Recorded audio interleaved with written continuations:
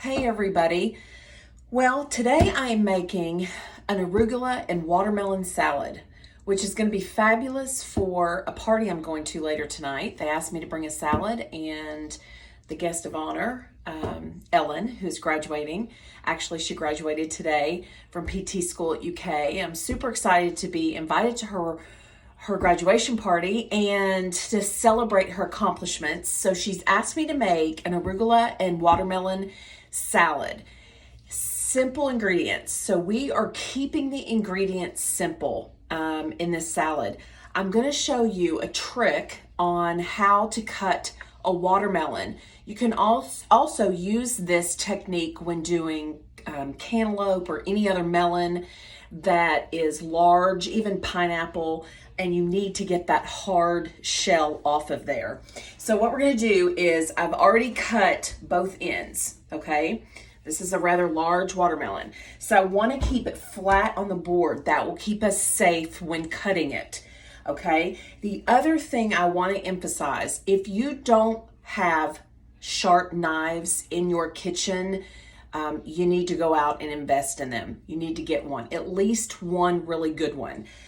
A lot of accidents happen in the kitchen, not because of a sharp knife, because of a dull knife. So when you're using dull knives, you have a greater risk of cutting yourself or harming yourself than you do if you're using a sharp one. So make sure you've got a good knife and make sure it's nice and sharp. So I've cut both ends off, and so now we're going to go around and cut this. See how simple? All the way around. I tried actually to look for, get these pieces out of the way, a smaller watermelon today, and I couldn't find it. So we're going to use, well, this big one. I have to use it. It's all I've got.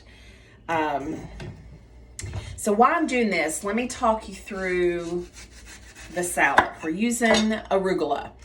Arugula is, we're using baby arugula. And arugula is very peppery. This is what it looks like.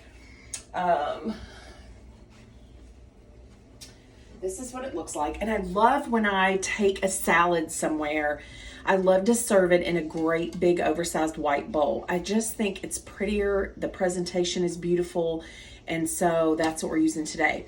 Arugula is the small little leaf.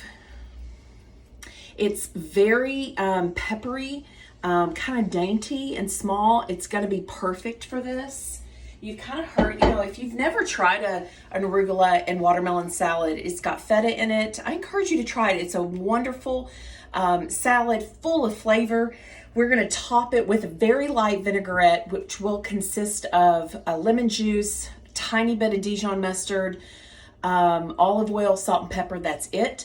And then at the very end, once I get there to their house, I'm going to make a balsamic reduction. Now, normally I would make that with sugar and balsamic, reduce it by half, and it turns into this wonderful thick sauce. And I have drizzled it over bruschetta before and caprese salads before. But we're going to use balsamic. And this time for this dish, for this dressing, we are going to use honey. Now, you can use local honey, any honey. And the reason I'm using honey instead of sugar for this drizzle over this salad is sometimes when you mix sugar and balsamic together, the longer it sits, the thicker it gets, so it doesn't have a very long shelf life. I want this to be kind of a light drizzle, and I'm going to do it lightly over the salad, just a hint of that right before it's served. The other ingredient besides the feta, which I just bought crumbled feta at the grocery store, is pickled red onions. Now, pickled red onions, if you've never made pickled red onions, it's super, super easy. Apple cider vinegar, a little bit of sugar. I'll post the recipe. I think it's a half a cup of apple cider vinegar, a tablespoon of sugar, and a little bit of salt. And then you slice your onion up, and then you leave it in this juice, and it pickles them. It's best if it pickles all day. I've only been doing it for about 3 hours, and that's going to be just fine. But it adds we're just going to do a little bit of onion. It's not going to be a lot, but it's going to be fabulous. And then at the very end, I'm going to top it with some mint. I love mint. Just a few little sprigs. It's going to be beautiful. It's going to be colorful, and it's going to be tasty on this hot summer day. So anyway, let's finish with the watermelon. But see how easy that is when you you turn it. It's safe. It's flat on the board. And this is exactly how I do cantaloupe. Then it doesn't slide everywhere, and it's just so much easier.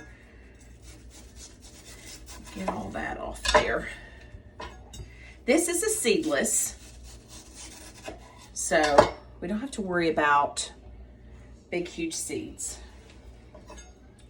A little bit more.